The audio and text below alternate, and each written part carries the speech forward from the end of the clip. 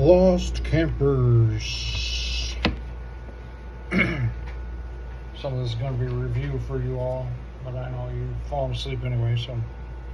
I finished reading the letter, feeling something like a big strawberry lodged in my throat. Thinking about the strawberry made me hungry, so Dr. Dragonfly and I went racing up the dock to where the gang was digging up our dinner. The raw fish and potatoes and carrots and raw corn on the cob, I thought. But I thought wrong. First, Barry took off the sand and dirt, being careful not to dig too deep. Then he lifted off the rocks and the burlap sacks. And there underneath were the leaves. And inside that, yum, yum, I could smell that dinner 10 feet away.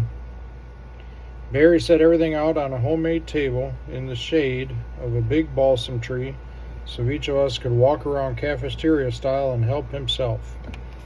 But first, we all stood around the table with the steam from the potatoes and fish making us so hungry we could hardly stand it. And Barry started a little song which went, "We thank thee, Lord, for this our food, for life and health and every good..." And then it trails off. All of us joined in, even Tom Till, whose voice wasn't even worth mentioning because it stayed on the same pitch all the way through. But Circus's high soprano switched off into a tenor that was beautiful and as clear as a dinner bell. I opened my eyes, which I wasn't supposed to, and saw Circus's brown curly hair looking like it had the night when he went lickety-sizzle down the aisle of the big evangelistic tent in our town, and his dad got saved the same night. Pretty soon we were sitting cross-legged, or squatting, or half lying down in different places, eating the best dinner I ever had in my life. You should have seen the letter I wrote to the folks about it. I put what is called a P.S. on the end of the letter and said, so this obviously is the P.S. part. He's writing, "Dear Charlotte Ann, sure, I'll remember to wear my life preserver. Think I want to drown in the lake when I have the grandest little baby sister in the world? With ears that look like halves of dried peaches glued onto the sides of her little round head, which looks like a pinkish white pumpkin with dimples and smiles. Tell Mommy not to worry. Barry Boyland is letting me learn how to run a little outboard motor, and sometimes I go lickety-sizzle up and down the shore when the water is not rough.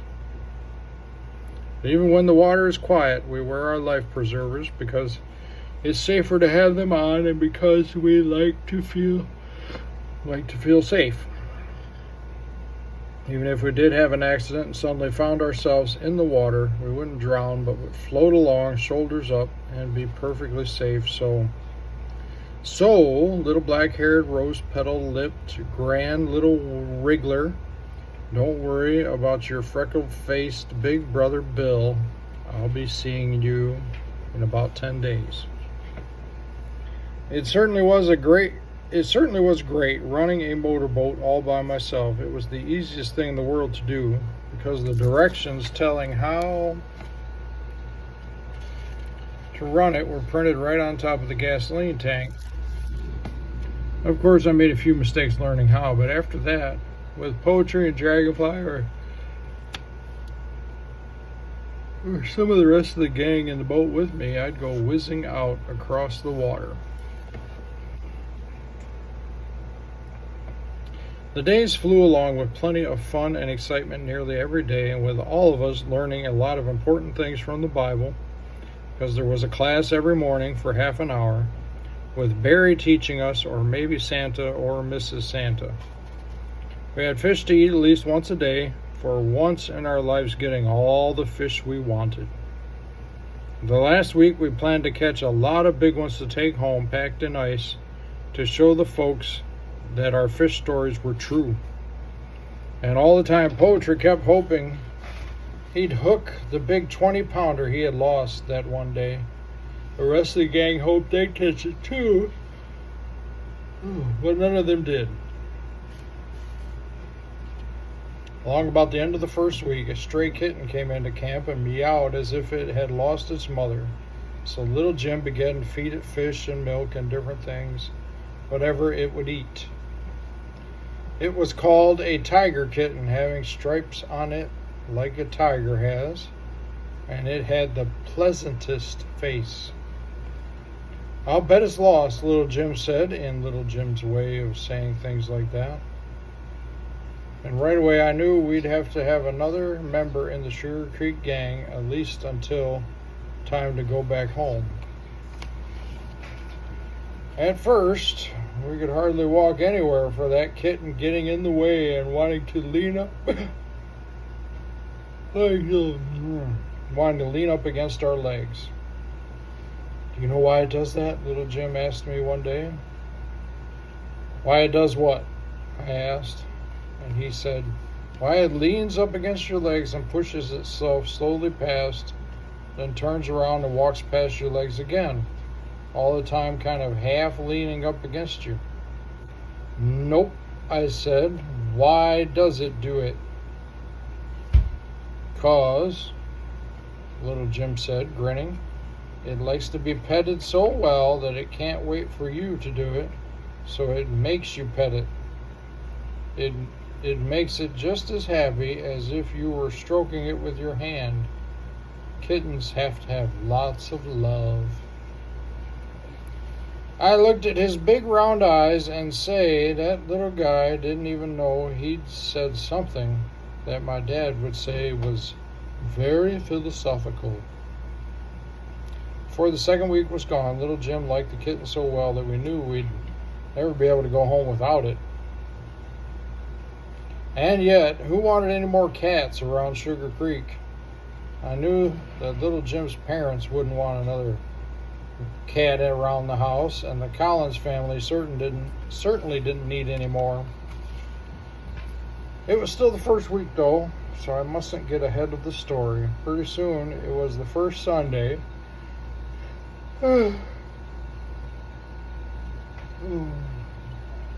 All the gang dressed up in their Sunday clothes, and we drove into town to church. This church was just like any ordinary church, except that about 1/4 of the worshipers were American Indians. The gang and their friends sat in a row by themselves, sitting right next to me was Little Snow in the Face, and on the other side of him was his mother.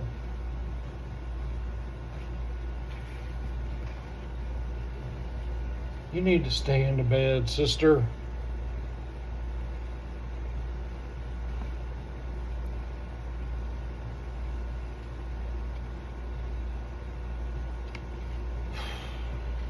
While he was singing, I'm sorry, I might have missed this part.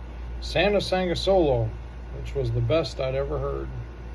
While he was singing, I looked for a minute at Circus. And his eyes were shining. He'd never heard anybody who could sing so well and who was a born-again Christian at the same time. He was always trying to get somebody else to become one. Circus's fists were all doubled up, and he was almost trembling. I could see that he liked Santa almost as well as we all liked Barry Boyland. I don't know. It's boy and land together. And wanted to be the same kind of man they both were. After church, with Circus and I were standing out by the car, watching the people go home. Circus looked at me and said, "When I get big, I'm going to be a pastor of a church in a big city and sing and preach both." Then he climbed into the back seat of the car, took out his knife, opened the blade, and looked at it as if it was a very interesting knife, blinking his eyes a little like they had dust in them. Oh.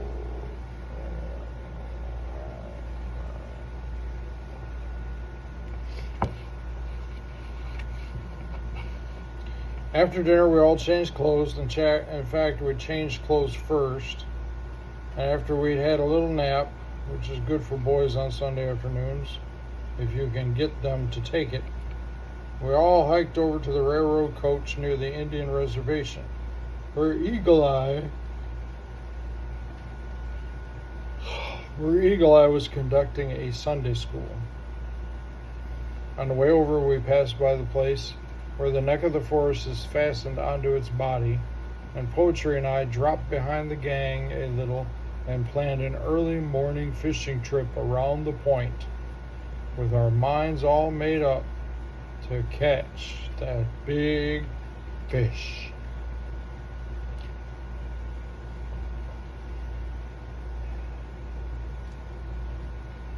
Look there, Poetry said, pointing out across the lake.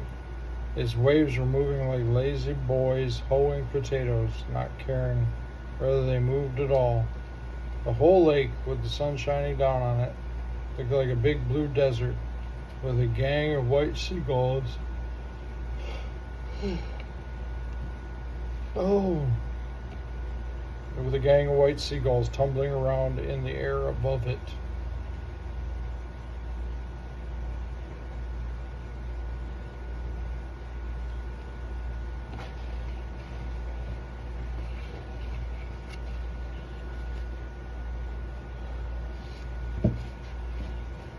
Poetry just started to say, "Oh, beautiful for spacious skies," when we heard a twig snap behind us, and it was Dr. Dragonfly. He heard what we'd been planning about the fishing trip early the next morning. "I'm going to," he announced without asking us if we wanted him. "Nothing doing," Poetry said, shaking his head. "You're always sleepy in the morning, and we don't want you to fall out of the boat. Besides, we're going after northern pike, not walleye."